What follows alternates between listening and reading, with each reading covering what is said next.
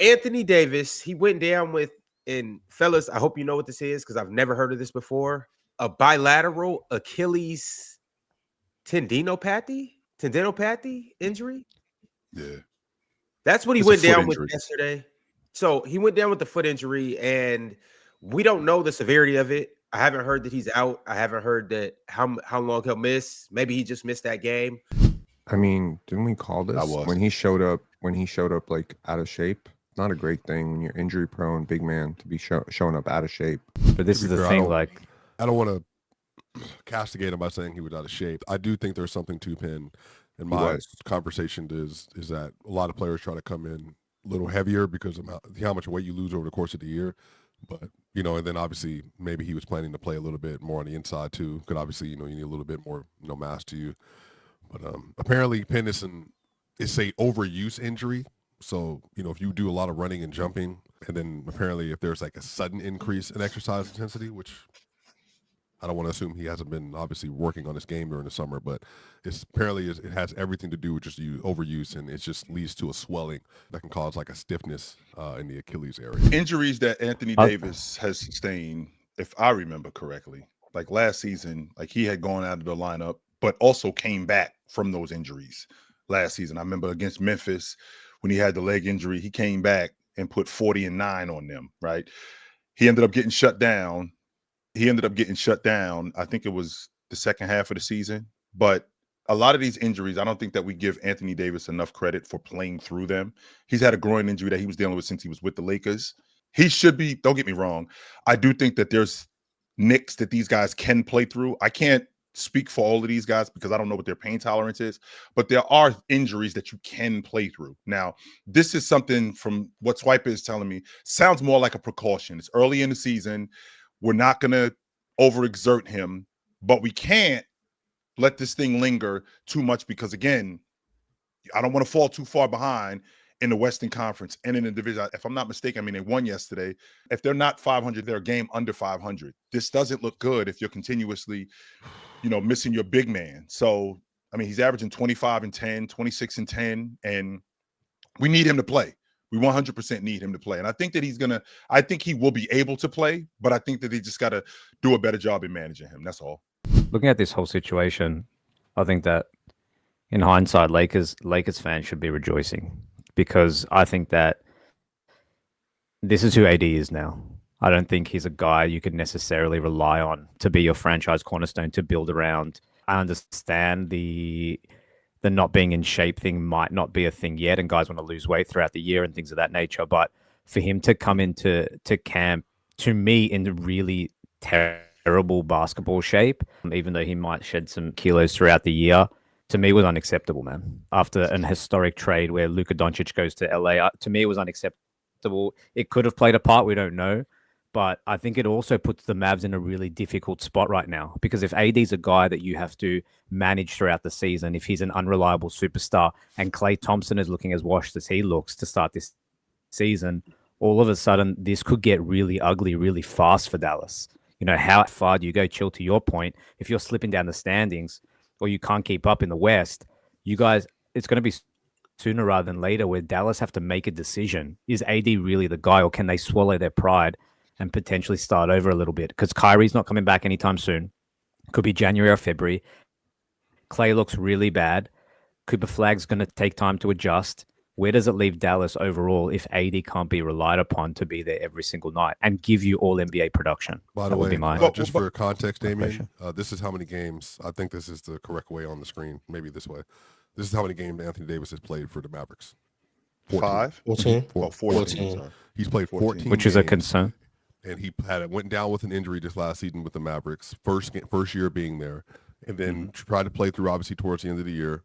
And then this year, he was already dealing with some things coming into the season, and now he's dealing with an Achilles swelling issue that's now affecting him, and we are game 5. This is literally, we are in the first 5% of the year, essentially.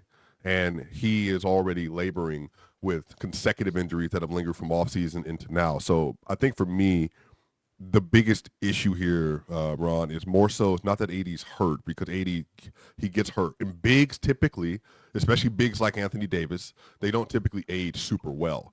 because just the way their joints, their muscles, tendons, like, Anthony Davis is 6'11", yo. He's massive. Sure. And he weighs a lot. Like when you see AD in person, Chill, he's not like skinny. Like he's a bigger dude. And so then you add in the fact that he's played so much basketball over the course of his career. Since 2012, he's been in the NBA, y'all. Like he's not a young person. Since 12, he's been in the league. I just think that it was an egregious oversight by the Mavs to get off of Luka, given the context of how old he was. You're already trading for a player that was trending downward from their prime. That's also a big. That's also more injury prone. There's so many no's, so many glaring red flags about this trade beyond, Luka, quote unquote, being out of shape. The process just wasn't there. The long-term projecting and thinking wasn't there from Nico or the Mavs organization. So honestly, Penn and Damian and Mars and Ron and Chill, the further we get away from that deal, I think we're going to look back at that trade worse and worse and worse, given the trajectory of both of their careers from this point on. It originally happened during a jump shot where he landed on his Achilles. So it happened a little bit previous to that. That was a little bit after. So, Swiper, two things to counter what you just said.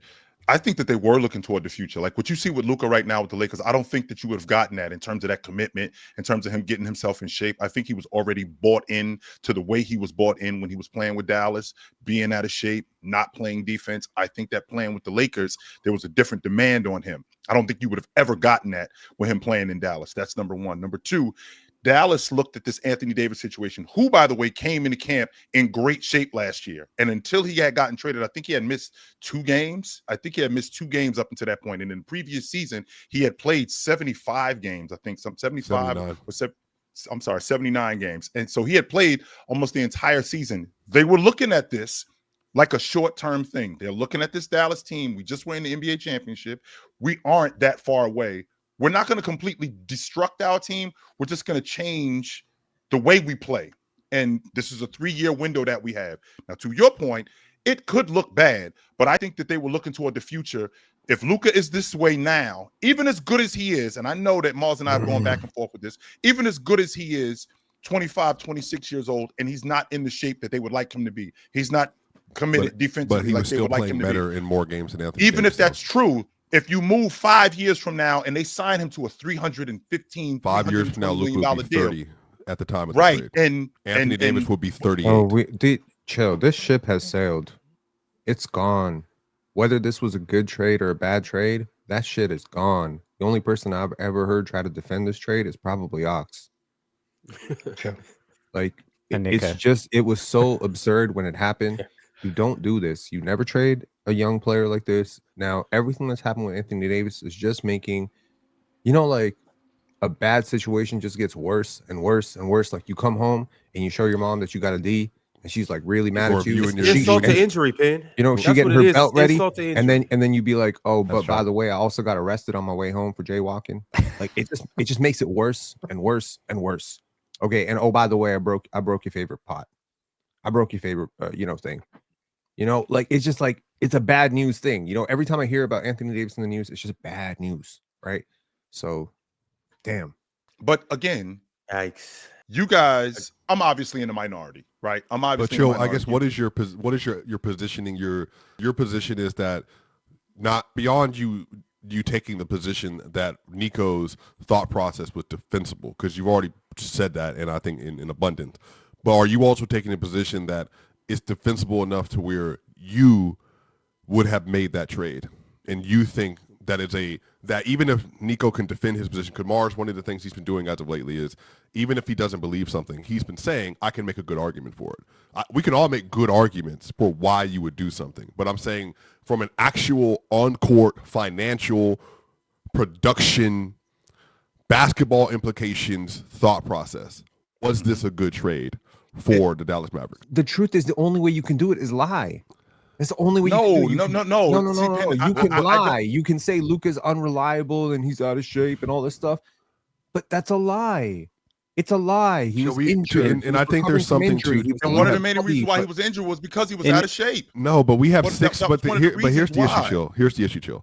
Because everyone, I love research and information gathering. That's like my vein. I have books next to me now. Like I love reading. That's why me and Ron talk so much off mic, because But I'm saying that in this instance is when you're doing information gathering for like any subject material, like if you're looking to invest in a business, typically what you're going to look at is in a short-term process, what are the gains that we're going to have? And then relative to how much I'm spending, how much will I gain 3, 5, 10, 12, 20 years from now? So you do which is projective analysis. So a lot of betting markets, because there's been that tweet going around from a projecting betting analysis that we're saying SGA, is it Wemby, and then Jokic were like the most common bets to win MVP this year. And the timeline's like, where's Giannis? Where's Giannis? Projections is literally a metric and a math equation that puts into factor how that player's played, what team they play on, games played, division, conferences, all that stuff. So when you're putting an analysis together, are you trading a 25-year-old who's a 28, 8-8 player in his career, who has had one of the best starts to his career ever, and we're 6 years at that point, chilling, to first team All NBAs, basically. That was going to be year 6 for first team All NBAs. You drafted him. He has been by far one of the 5, 6, 3 best players in the sport every year he's been in. He just changed up his game to accommodate Kyrie Irving. You then go on a run the last 40 games of the year when you get P.J. Washington and Gafford, and you bring him into the fold. He plays an excellent series versus the Wolves. He gets blitzed in the finals. Everybody on that team gets blitzed. But you then bring the team back with a full year to make a run. The problem is he had a soft tissue injury, which for a lot of people, if you look at soft tissue injuries, that's not always related to shape. There are things that happen over the course of your body and how they break down enzymes, produce enzymes that literally go into like your muscles and like what happens over the stretch of a year. Like it was a random injury. Chill. Prior to that injury, he was playing MVP basketball and he might have won MVP had he maintained that pace. And then he went down with an injury. So what happens is they trade him for Anthony Davis, who just came off a 79-game season. And as I told you, I said last year, he was a second-team All-NBA player for me. He was phenomenal. But chill, if you look at the trajectory for centers, Kareem, Shaq, whoever, whatever your favorite center is of all time, Hakeem Olajuwon, all of those players, by the time they get to age 33, as good as Hakeem was when 32 and 31 when he won Finals MVP, they start trending downward at that point, because physically you can no longer do the things you used to do. And when you're 6'10", 6'11", 7 feet, and you're on the inside of the basketball court as much as you are, which is heavy contact, it's heavy movement, and then you're running up and down the court, those players age worse than guards and wings. Right. So the issue is that if you're doing long-term projective analysis of Luka Doncic at 25 years old and 6'7", who's a guard, in a jump shooting play style versus a player that's not a jump shooter, that's an interior presence, that's bigger and older and more injury prone over the course of their career. You put those two things together and say, if I am making a trade, then what I am getting is a bona fide blue chip next to said older player, which would have been Austin Reeves. So if they came away with Austin Reeves and Anthony Davis, then I might be with you. The problem is they came away with Max Christie, who's a borderline rotational player. And then you get Anthony Davis, the aging, injury-prone big center who's 8 years older than this other player that's a superstar who's already better, who's already taken you further as number one option. And then you replace that player with this. It is a nightmare scenario. And I'm saying, chill, if you had money and you said you're going to invest $10,000 in the business, and I said you're going to get a 3-year window, but by the time you get to year 3 of that window, your money is gone. I would not tell you to make that deal. So I'm saying in this instance, that's what the Mavs did. They sold a long-term prospect who was better in the interim for a short-term goal based on oversight and things they did not want to actually look into from a business marketing standpoint. That's what I'm telling you why it was so bad. That's why it's such an issue.